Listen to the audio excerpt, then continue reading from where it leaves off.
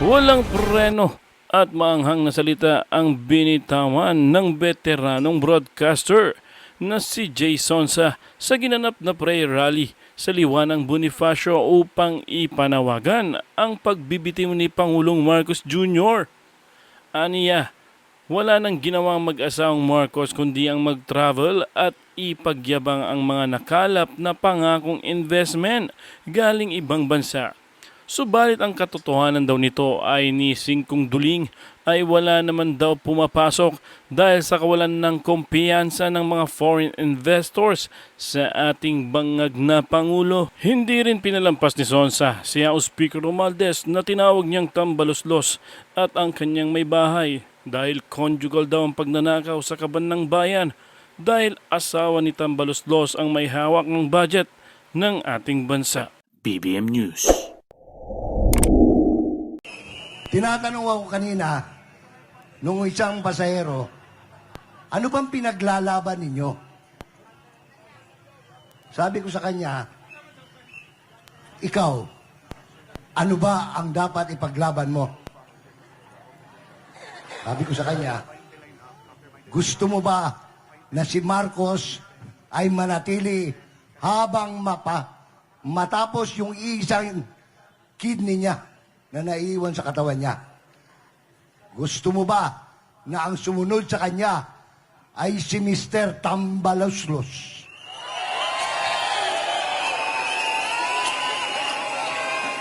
Dalawa kasi ang importanteng malaman natin sa gabing ito.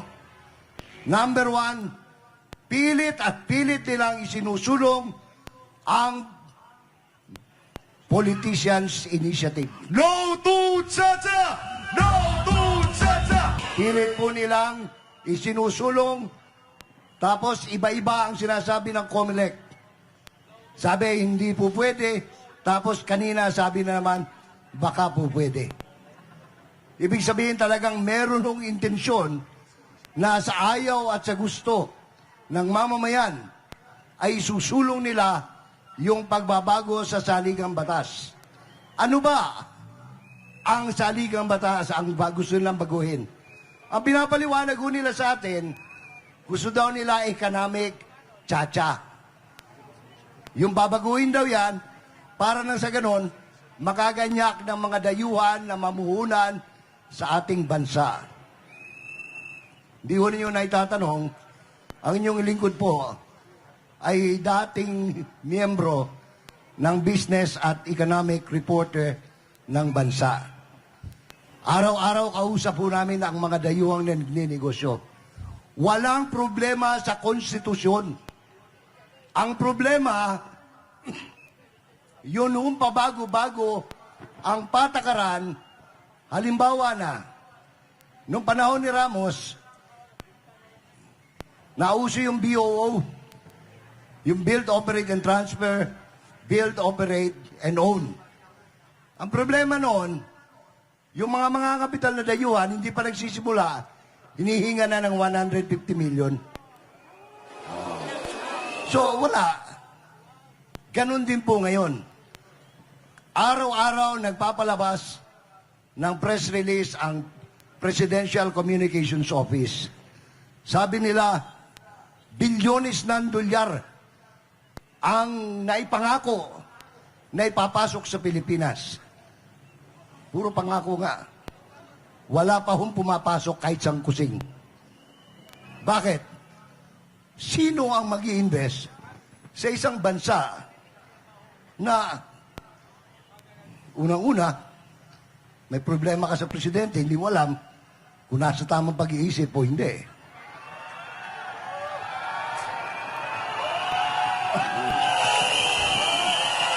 Pangalawa,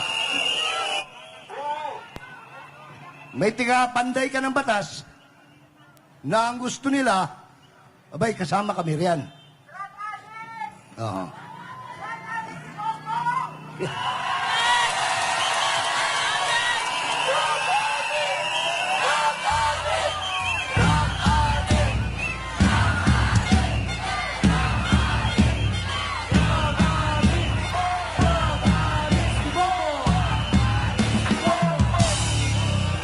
Noong isang araw nga, hindi na ako nakapagpigil.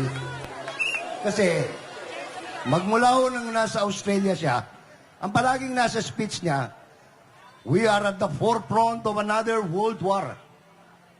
Palagi niya pinagyayabang yun, Pilipinas, ika. Kumbaga sa mananabong, nanguurot ng gera, lumalayas naman ang tinamaan ng Buenas. Oh. Ayun. Pumunta sa Germany. Mamaya pag-usapan natin yan. Pero gusto ko lang balikan yung sa PI. No? Hindi po putang ina, ha? Politician's initiative. Bawal daw kasi magmura eh. Pwede litsing yawa, di lang putang ina. Pwede rin putanidana na rin kapampangan. Huwag lang putang ina. Kasi masama yun. Anyway, yung BI na yan, yun nga ho, ang dami nilang palusot. Pero ang totoo lang yan, gusto lang nilang makupo yung pamunuan. Simple lang eh. Malinaw ang salingang batas. At sabi nila, o sige, pwede naman yung Constituent Assembly. Bakit hindi? Para makatipid-tipid. Di ba? Although, hindi naman sila nagtitipid. Gastos ng gastos, lipad ng lipad eh. Di ba? So, pwede yung Constituent Assembly. Pero pinipilit nila na kinakailangan umupo yung Kongreso at yung Senado ng isa at boboto ng isa. Eh, natural, paano mananalo yung mga senador? 24 lang sila. 316 yung sa mga congressman. So, yan ho ang gusto nila. Kumbaga, pataksil, no? Gusto nilang baguhin ang saligang batas, kunyari, para makaganyak ng mga kapital, pero ang totoo niyan, ang talagang layunin nila ay mabago ang sistema ng gobyerno para manatili ang Marcos Romualdez Araneta. No to term extension! No to term extension! No to term extension! No to term extension! No to term extension! No to term extension! Hindi lang term extension. Pagka nagtagumpay sila, automatic tanggal si Sara. Kasi mawawala yung posisyon ng Vice Presidente na inihalal nating lahat. Automatic mawawala yun. Presidente, magkakaroon ng Prime Minister. Wala na yung Vice President. So, importante na bantayan ito. Kaya nga, noong nagsimula yung kanilang panggagastos, yung maintindihan kung ito talagang totohanan na People's Initiative at saka amendment sa saligang batas, ang dami nilang tinatago. Sabi na noon, walang suhulan, walang bayaran. Sabi naman ng isang vlogger nila, hindi, honorarium yan. Yung tiga-agusan na vlogger nila. Na babae. Ano pangalan nun? Oo, pasyal na pasyal yun doon sa Kingdom. Pa-picture pa siya doon. Pero ngayon mukhang nagbabalik loob. Di ba? Kamakalawa, iba ng post niya. Baka nauntog na, okay lang. Ayos lang yun. Tao naman nagbabago, di ba? Pero, kita nyo, ang dami nilang estilo para malinlang. Ang word is linlang. Number 1, nagpaayuda sila. Kunyari, tatanggap kayo ng 3,000. Tapos, dadaan ka sa kanto, babalik mo yung 3,000, ang matitira sa iyo 300. Ganun ang ginawa nila all over the country. Tapos, nag-budget sila para matiyak na may plebisito sa COMELEC, 12 billion.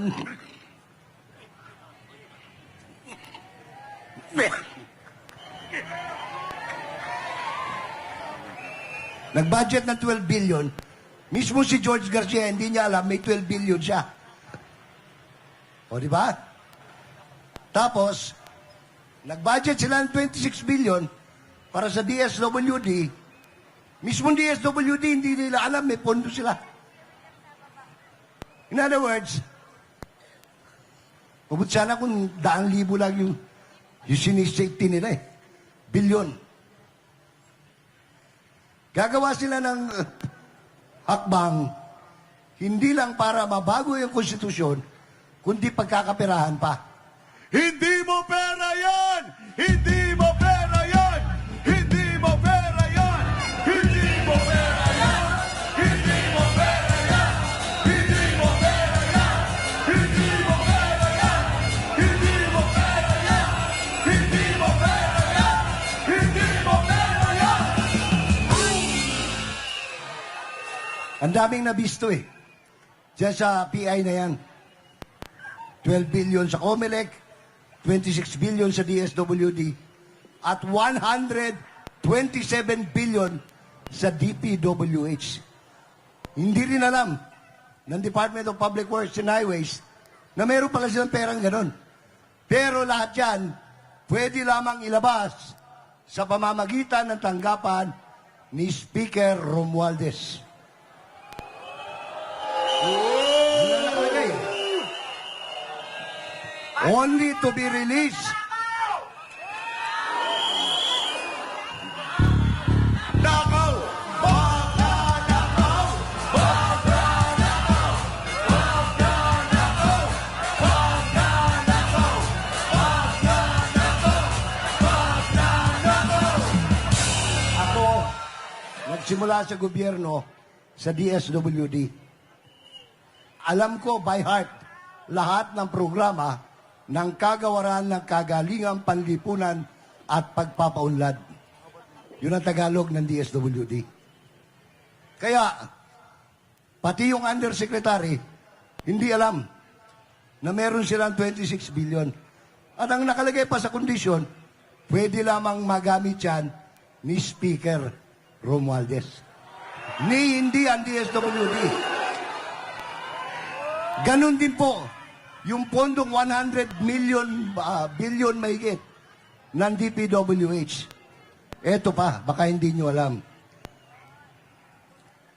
Ang Speaker of the House ay si Ferdinand Martin Romualdez. Ang pondo, pag kinumpas ni Martin, lalabas yan. Pero hindi lalabas kung hindi ilalabas ng kanyang asawa. Ang chairman ng Committee on Accounts ay asawa ni Martin, si Yeda. Company Union! Sa madaling salita, ito ay conjugal corruption to its highest level. Open the books! Open the books! Open the books! Open the books! Open the books! Open the books! Open the books! Imagine, pati yung dating sa malasakit. Yung pag nakasakit ka, tapos kailangan mo ng tulong, tatakbo ka ng malasakit, hindi na malasakit ngayon. Kailangan dumaan ka sa opisina ng lingap. Ay, anong tawag nung kanila party list? Tingog. Oh. Muna, kung magkasakit mo, matumog tingog. Oh. Tapos, ganyan kakapal yung kailangan nila. National ID, barangay clearance. Murag wag sila plano manabang ba? Boo! Boo! Hindi nyo pera yan! Hindi nyo pera yan! Hindi nyo pera yan! Hindi nyo pera yan! Simula po ang lahat. Noong magsalita ang dating Pangulo Rodrigo Duterte sa programang Gikan sa Masa para sa Masa. Simple lang ang panawagan ni Presidente Duterte. Let us be accountable sa tao. Ay, sabihin natin, paano natin ginastos. Wala namang masama eh, pera ng gobyerno yan. Basta't sabihin natin, paano nagastos, paano o saan ginastos. In other words, mag-liquidate. doon ho sila na sumama ang loob. Buksan ang libro! Buksan ang libro! Buksan ang libro! Buksan ang libro! Buksan ang libro! Buksan ang libro! Alam nyo, yun ang problema. No offense men sa mga kapwa ko Manileño o mga Tagalog. Pero sa tagal-tagal na naging presidente ni Digong, hanggang ngayon hindi pa rin maintindihan ng iba, lalo na yung mga politiko, yung Visayan humor. Pagkatapos po nung programang yon, napakinggan ko, napanood ko, nagpo-programa si Doc Lorraine Badoy at saka si Eric. Celis. Natural ho yun, pag nagpo-programa ka, may mga tip, may mga tumatawag. So nakatanggap sila ng tip about the travel allowance of Congress. Ang problema, si Eric nakatanggap, Ilonggo. Si Miss Badoy, gikan magyapon ni Cotabato, Bisaya gyapon. So, pagkatanggap ni Eric, the Ilonggo in him, si Ilonggo na, makabaton ka sila. Paulinti. Damo kwarta sini, 1.8 billion. Kada mo damo sa kwarta lilintian. So, ang pamangkot na gin gasto ni, sini, Tagalog, programa. Akala, ini-expose. Kasi pag sa Tagalog, ni literal mo yon, sa Bisaya pa, hasta naghanang kwarta, hindi mo sa paggasto. Di ba? Wala namang masama yun eh. Pero sa kanila, nung tinagalog kasi nitong dalawa, hindi inayos yung kanilang mga dila eh. Sinabi nila, uy, tanong natin, 1.8 billion? Paano ginastos yun? Saan ginastos yun? Sumama ang loob nila. Alam nyo bakit? Hindi dahil sa tanong. Dahil sa nabisto, ganun pala sila kalaki. Buksan ang libro! Buksan ang libro! Buksan ang libro! Buksan ang libro! Buksan ang libro! Buksan ang libro! Hindi na problema ni Digong. Minsan, pag gusto niya Tagalogin yung kanyang gusto sabihin, kasi Bisaya siya, Mistiso Waray, Mistiso Muslim, Mistiso Bisaya, nag-iiba. No? So, ang bungakala talaga, ang bungakala ko, 1.8 billion. Abay, nung lumaon nag-investigasyon, hindi pala ganun kalaki. 2.66 billion pala. Hindi mo pera yan! Hindi mo pera yan! Hindi mo pera yan! Hindi mo pera yan! Hindi mo pera yan! Kaya tuloy, napansagan kayo na fake news. Kasi hindi tama yung kwenta nyo, 1.8. 2.66 billion pala. Oh. Kulang. Ngayon, siguro narinig nila yung sigaw ng tao. Yung hindi mo pera yan na sigaw. Pinatawag nila yung staff sa opisina ni Eda, ni Mrs. Romualdez, Committee on Accounts. Hindi totoo yung pinagsasabi ni Eric sa ni Lorraine. Ito, 39 million lang nagastos namin. O di ba, mas maganda? Maganda pakinggan, di ba? In other words, may nawawala pa na 2 billion and 27 million. Buksan ang libro! Buksan ang libro! Buksan ang libro! Buksan ang libro! Buksan ang libro! Hanggang sa mabisto-bisto na kaya pala ang lalakas ng loob nila na hindi sumagot dyan sa ating panawagan na buksan ng libro kasi meron silang joint resolution number 10 na simple lang. Halimbawa, ginastos niya 34 billion. I hereby certify that I spent 34 billion. Sign, Congressman Manggagatas. Kasi yun lang ang kailangan. Certification lang.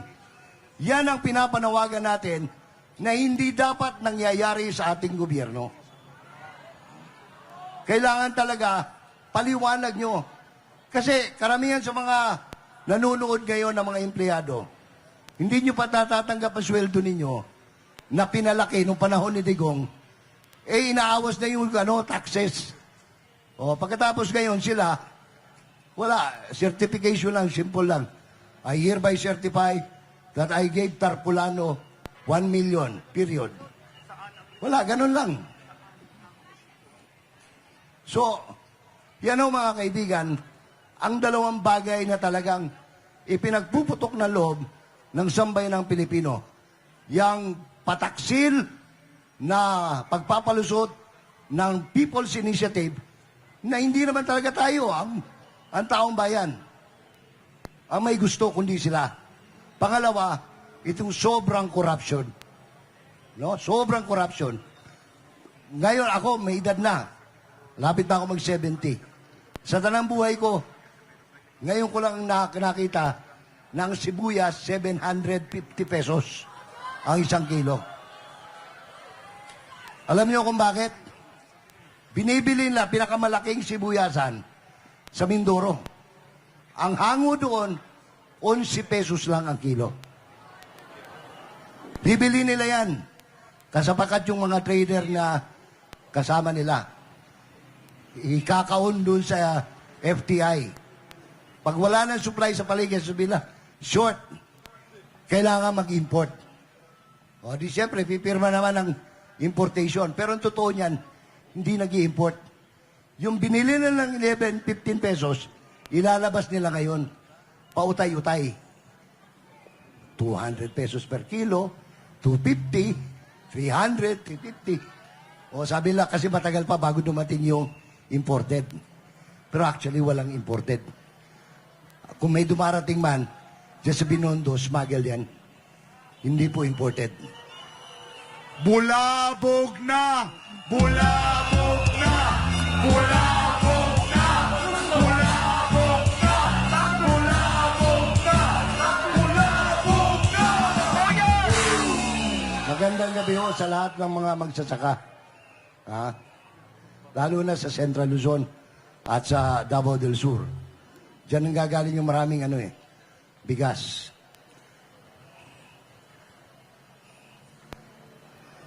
Primero, ang usapan, nangako, di ba? Tapos hindi na raw pangako, pinangarap lang. Di ba?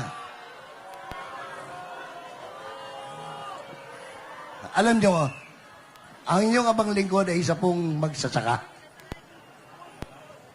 Ang average production cost sa palay ay nasa 14 hanggang 15 pesos ang kilo. Ngayon, gusto nilang mangyari, patuyuin mo yan ng Class A, saka bibilihin ng 19 pesos ng NFA. Yun ang sabi nila bibilin daw ng 19. Pag kinuwenta mo yung gastos, simula pag-giik hanggang sa na-classify ng Class A, ang gastos mo sobra 20 pesos na. So kahit nabili ng 19, talo pa rin ang magsasaka. Ano nangyari?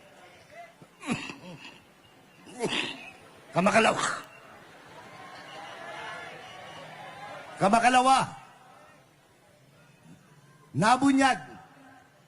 Tayo hindi pwedeng pagbentahan ng gobyerno ng 25 pesos. Huwag ng 20. Hindi tayo pwedeng bentahan ng 25 pesos ang kilo. Dahil mahal nga ang bilhin nila. Pero anong ginawa ng NFA? Anong ginawa ng DA na dating hawak ni Bongbong Marcos at ngayon hawak ng kanyang classmate na ay kung banggitin kasi wala akong pruweba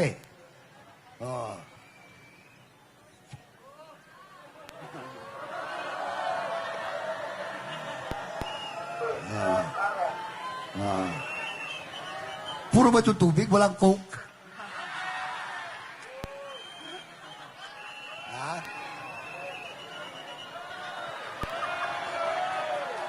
Ibinenta ng 25 pesos. Kanino binenta?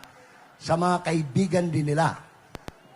Sa mga smuggler at saka sa yung kumukontrol ng bigas.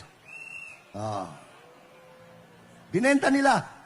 Tapos, pagpunta nyo sa palengke, gagawin noon, alam na alam ko ito eh. Sidro, kung nakikinig ka dyan sa Bukawi, nandiyan lahat ng bodega nila. Padadaanan yan sa kono para pumuti.